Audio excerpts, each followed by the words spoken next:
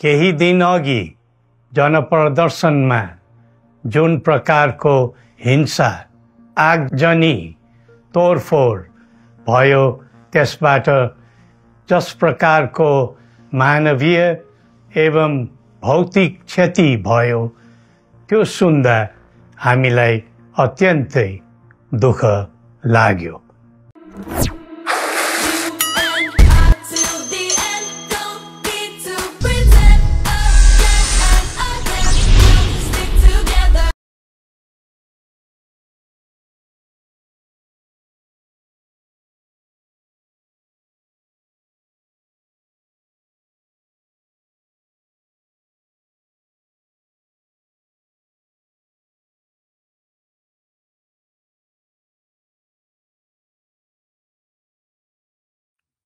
प्रिय आत्मीय दाजुभाइ दिदीबहिनीहरू,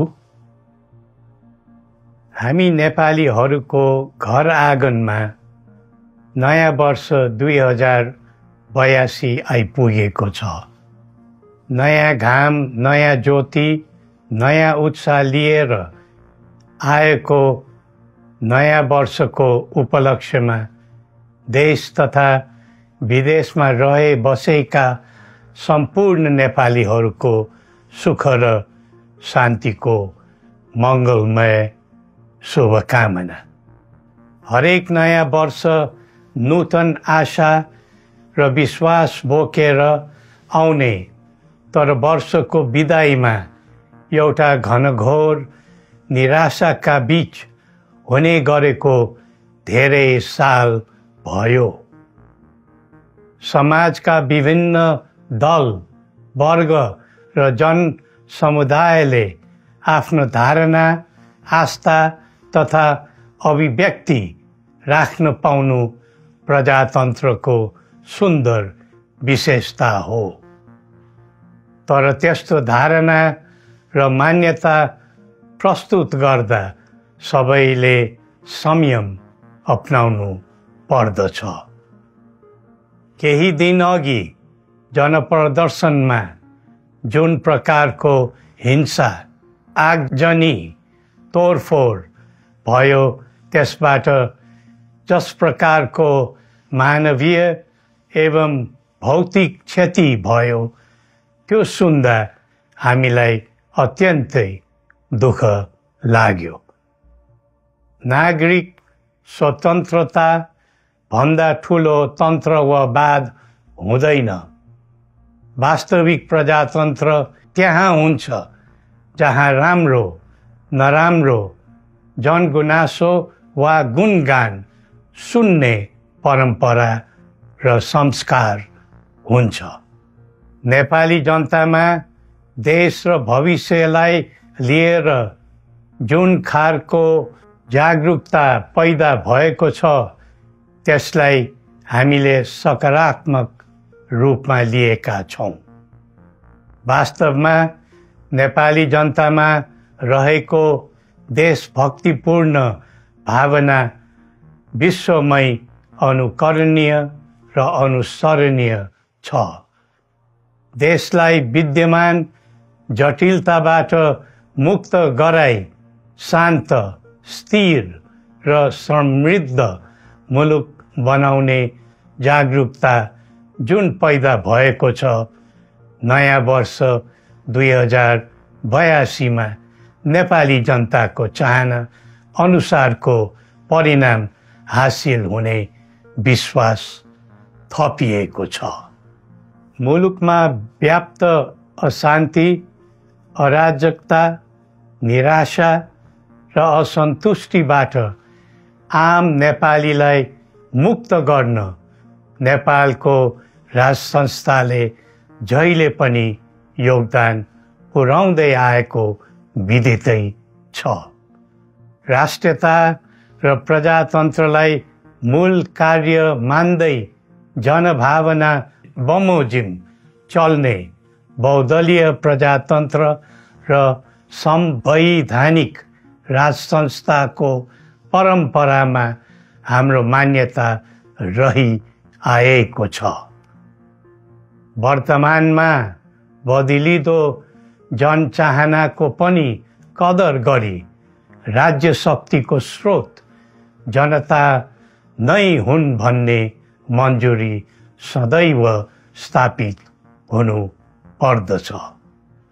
राष्ट्र निर्माता श्री 5 बडा महाराज धीराजको दिव्य उपदेशलाई नै अबको राज्य सत्ताको मूल मन्त्र सोच्नुमा के होला?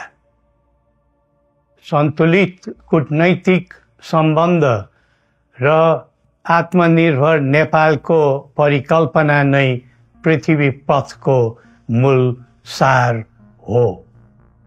यही नै राजनीतिको मूलधार हुनु पर्ने हो। विश्वको बदलिँदो परिस्थितिलाई मनन गर्दै विश्वव्यापीकरण र स्वतन्त्र व्यापारका आधारहरूलाई चुनौतीको रूपमा लिँदै चरम आर्थिक मन्दी भोग्नु परिरहेको अहिलेको सन्दर्भमा नेपाल जस्ता विकासोन्मुख देशले आत्मनिर्भर अर्थतन्त्र निर्माणको कार्यमा अर्जुन दृष्टि लगाउनु पर्ने समय आएको छ। स्वदेशी स्रोत साधनको प्रयोगले स्वदेशमै उत्पादन गरी स्वदेशमै खपत गर्दै आन्तरिक अर्थतन्त्रको चक्रभित्रबाटै मुलुकको समग्र अर्थतन्त्र आत्मनिर्भर र चलायमान गराउनु पर्ने विश्व परिवेश निर्माण हुँदैछ भन्ने सङ्केतहरू देखा परिरहेका छन्। विश्वकै उत्कृष्ट यो भूमिमा बाँच्न समेत गाह्रो हुने स्थिति पैदा भएपछि बढ्दो युवा पलायनलाई रोकी युवा शक्तिको श्रम र सिपलाई स्वदेशमै उच्च उपयोग गर्नु पर्दछ। युवा स्वरोजगारको निम्ति अवसरहरूको खोजी गरी नेपालमै आय आर्जन गर्न सक्ने वातावरण तयार गर्नुपर्ने आजको पहिलो आवश्यकता बनेको छ। सबै नेपालीको तन, मन र ध्यान त्यसैमा लगाउनु परेको छ। विश्वभरि छरिरहेका नेपालीहरू एकताका सूत्रमा बाँधिन अब ढिला गर्नु हुँदैन। आफ्ना ज्ञान, सिप र सामर्थ्य मात्र होइन, त्यहाँ आर्जेको पुँजी, स्रोत र साधन समेत नेपालमै लगाउनु पर्दछ भन्ने भावना सबैमा जागृत गराउनु परेको छ।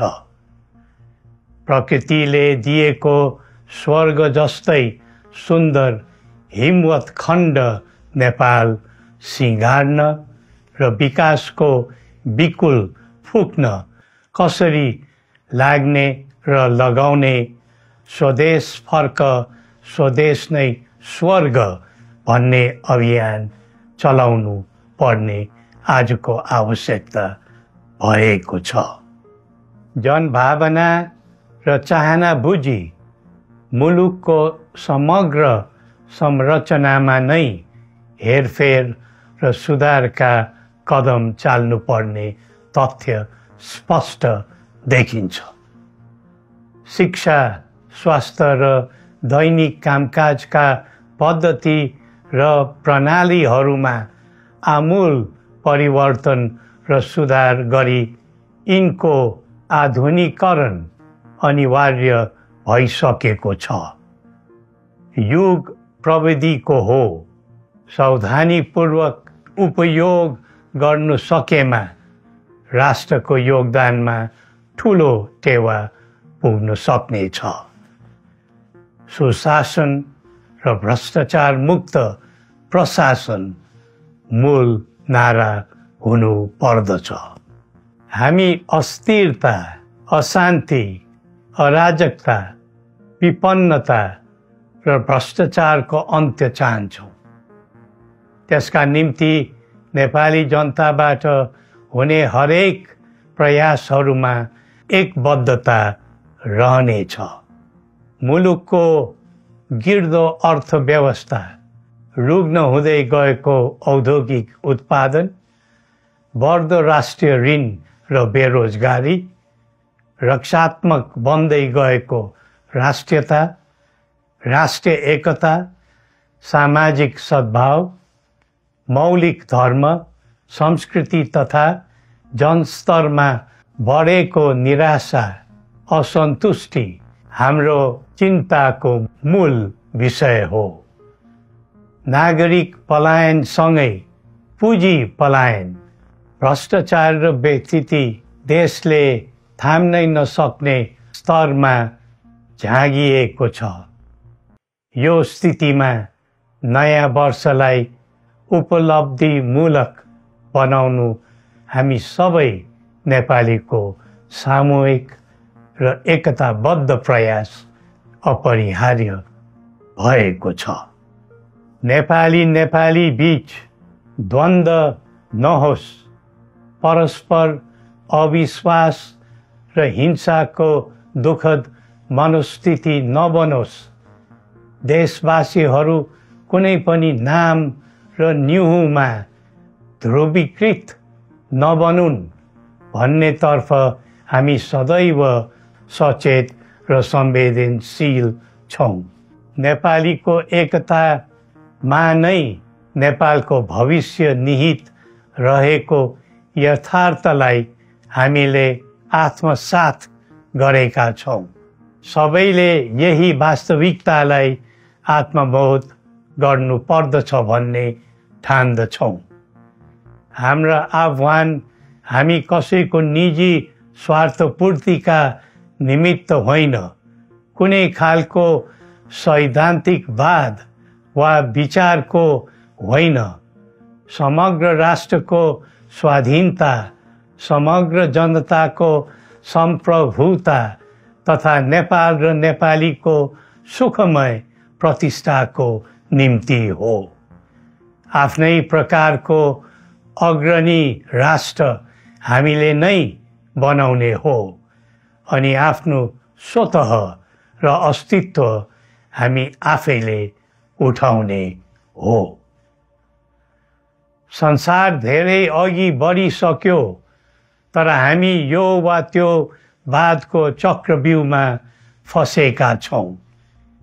नेपाल आमालाई केन्द्रमा राखेर हाम्रा विचार बन्नुपर्छ, हाम्रा कदम चल्नुपर्छ। हरेक समस्याको समाधान संवाद, सहमति, समन्वयन र सहकार्यबाट हुन सक्छ। आगामी वर्ष नेपाली इतिहासको स्मरणीय र सुनौलो सम्झना बन्नुपर्छ र बनाउनु सकिन्छ भन्ने विश्वास हामीले लिएका छौँ।